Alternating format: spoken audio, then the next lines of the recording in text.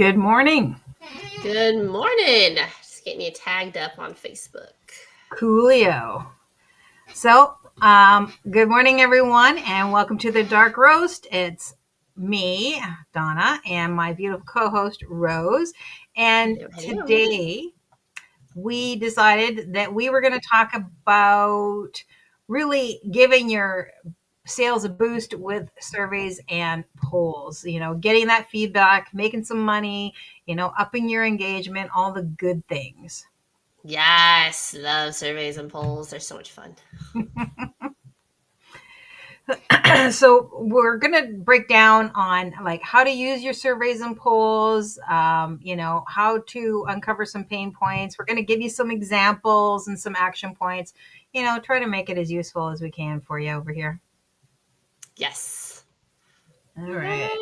Let's see. Are we? Yep, there we are. All right. So we're going to add profile. There we go. Awesome.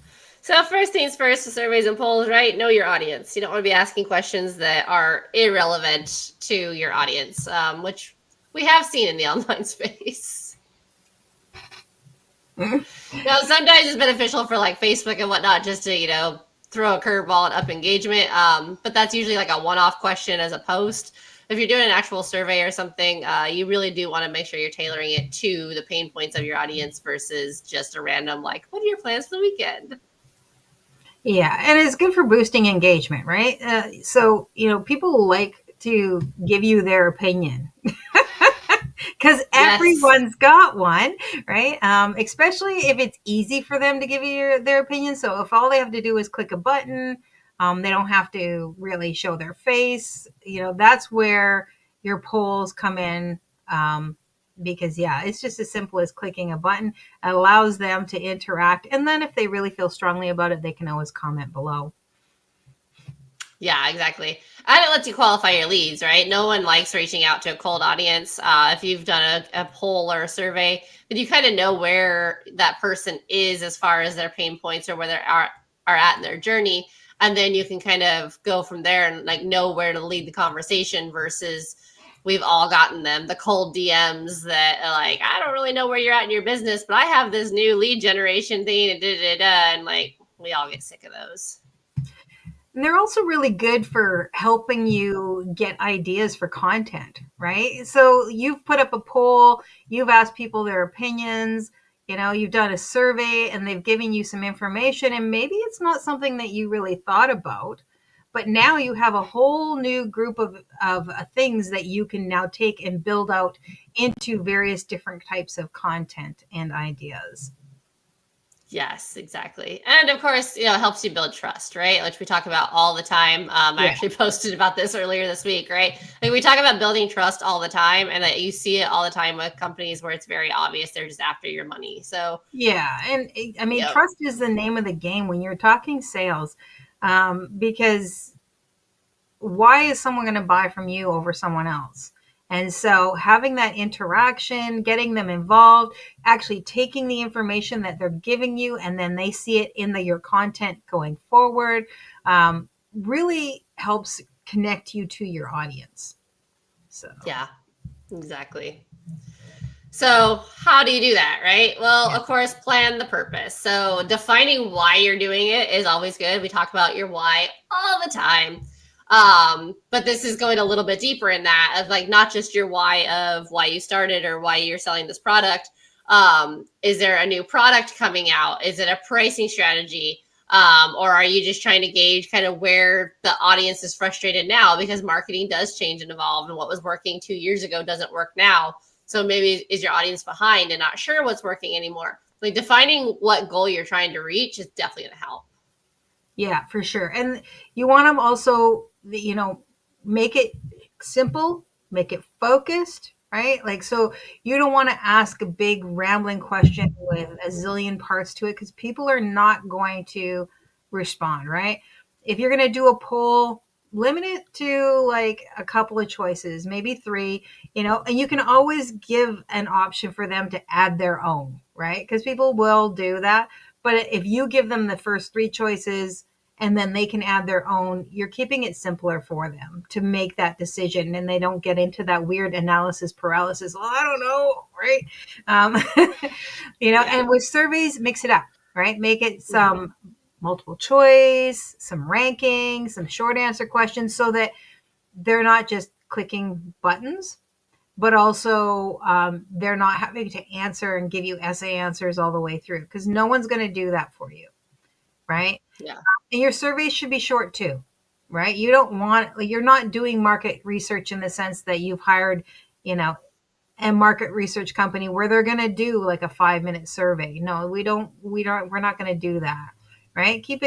Try to keep your questions down to maybe like between 5 and 10 max, depending on the depth of answer that you're looking for. And then obviously, be clear in what you're saying. Keep it conversational, keep it light. Don't get too difficult. And maybe offer an incentive, like a discount or a download or something like that. Like I get frustrated with the free lead gen all the time, but it is a good way to just kind of prompt people to go ahead and answer those questions, because nobody wants to feel like their time isn't valued.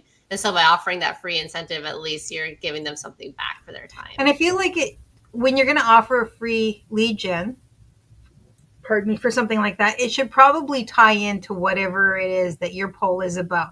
So, if you've got questions, maybe you provide something that sort of ties into that and gives them a little bit extra support or help or something like that. There's nothing wrong. I mean, lead gens can be as simple as a checklist, right? It doesn't have to be your 80-page ebook. It can be a checklist. It can be, a weekly guide, or, something really simple. It doesn't have to be super difficult. And then you got to make sure you're choosing the right platform, right? So, if you're doing a social media poll, that's, your Instagram, your Facebook, your LinkedIn, Twitter, if you still use Twitter. I'm pretty sure Threads also has something similar or around that way. I mean, you can just ask the question. Even TikTok has, options that you can utilize. And then there's like the email, right? You can do pop-ups on your website if you want. There's different ways. You just have to make sure that it's focused to what you're trying to get.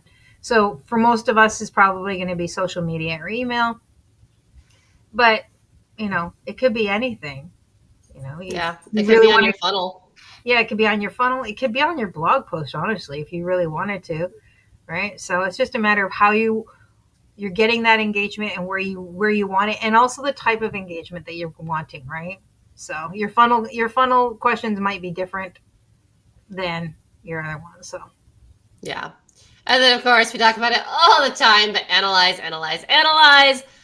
Look for patterns. If like the bulk of your audience is answering with one theme, do content around that theme.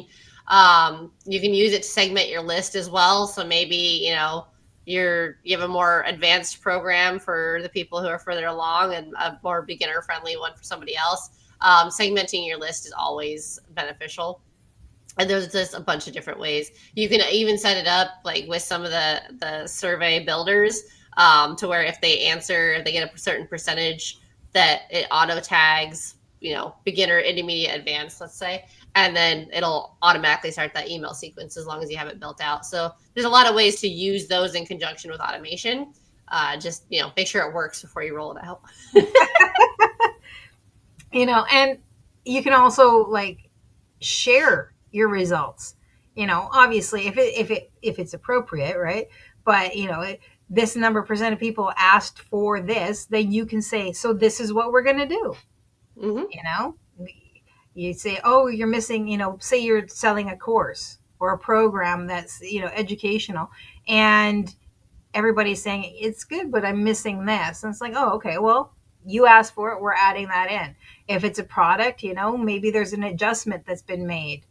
I like it, but you don't go up to my size. If enough people are complaining that you don't have the right sizes, maybe you add more sizes, right? So yeah. Brock Johnson on Instagram is an Instagram growth coach. He has a broadcast channel, and he's constantly putting polls in the broadcast channel to find out, what the pain points are. So And he does some fun, lighthearted ones as well, but that's also his personality. So, yeah.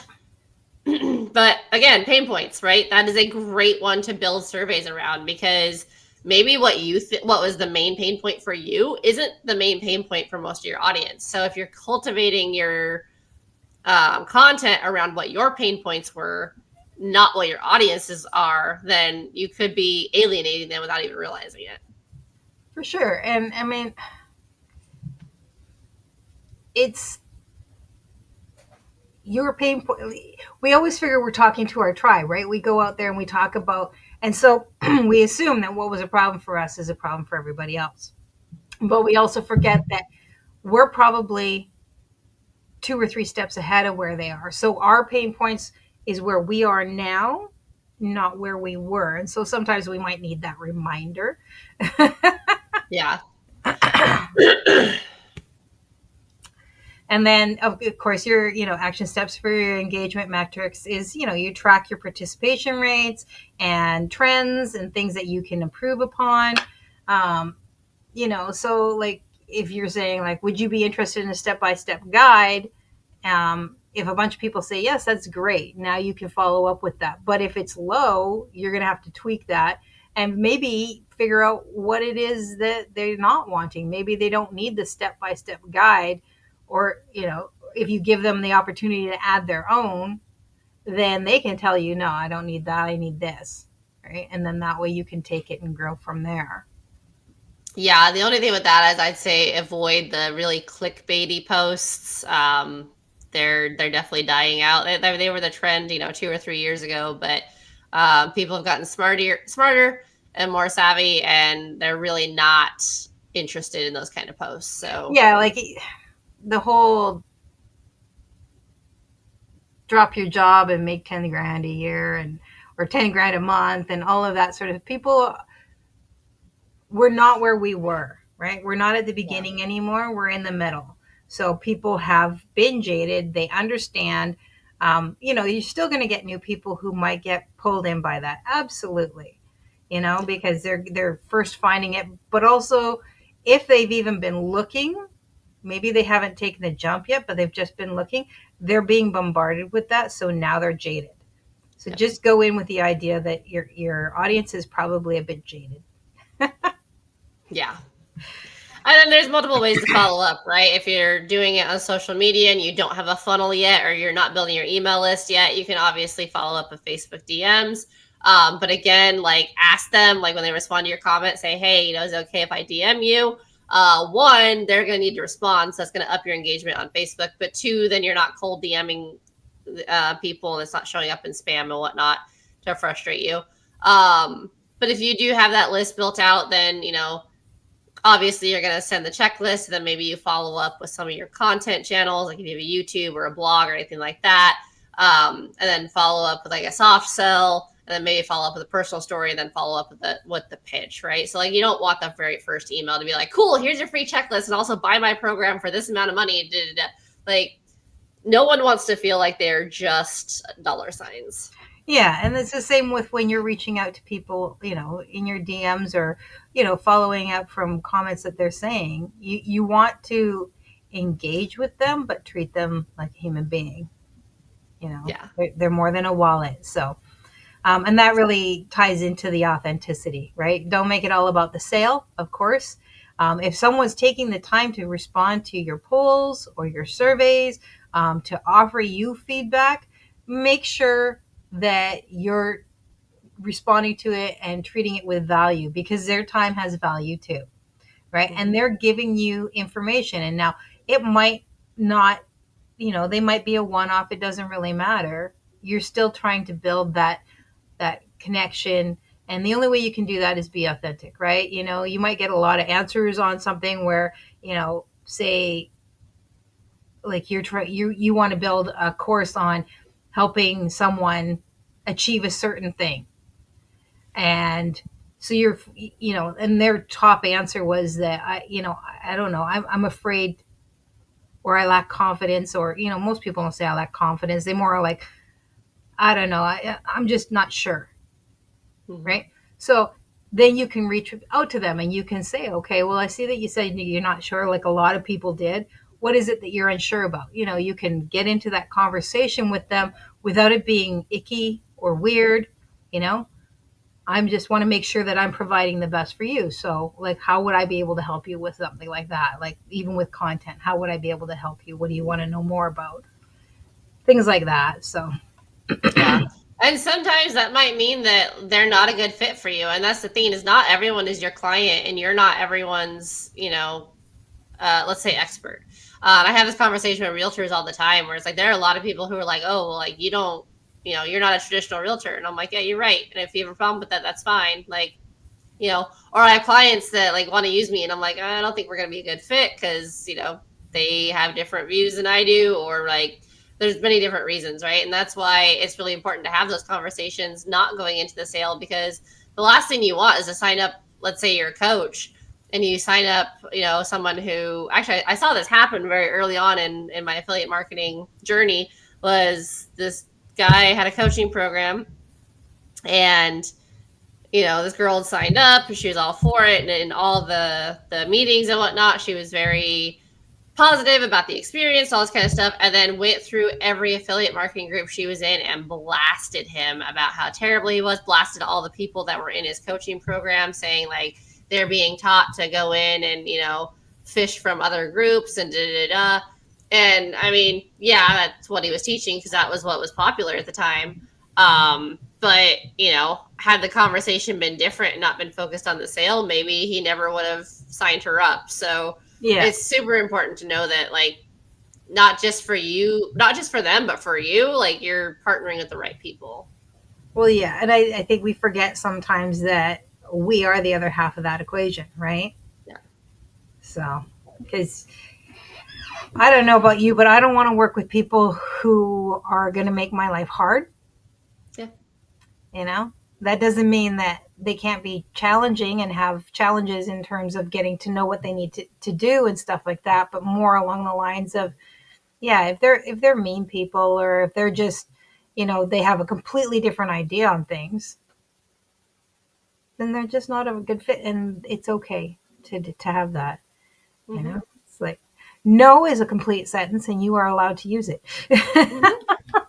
Well, it's like the coaches who are like, oh, I teach like Facebook DMing. Like, I don't Facebook DM. It's not my thing. I'm not interested. So anytime a coach tells me like, oh, well, you need to be DMing people, I'm like, cool, bye. Like, yeah. Even if I'm not working with them, I'm like, okay, well, I'm not going to do that. So bye. Yeah, obviously we're not a gel. And it's the same with me. I don't do the DMs, right? I don't mind talking to people, but I'm certainly not doing the DMs. Yeah. But, and that's like, I'm not going to cold DM. If someone reaches out to me, or if, there's like, you're responding to polls or something like that, that's fine. Yeah. But again, it's what you're comfortable with, and it has to jive with your idea of business. And, some steps are going to be more difficult for you depending on how you do it. But, that going in, you don't have to worry about it. Yeah. So that's it. And if you really feel like DMing is in your content strategy and like it needs to be done, you can always also outsource that too. Just make sure that whoever you hire like understands the ins and outs of your program. And that's another thing is, vetting them to make sure that they match your energy.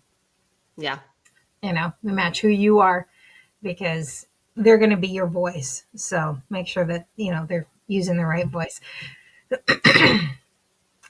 So, as we're both losing ours. Yeah, well, neither one of us are feeling super awesome, fantastic. So, yeah, this is how much we love you. Yes, we showed up anyway. So next week is an exciting one, I think.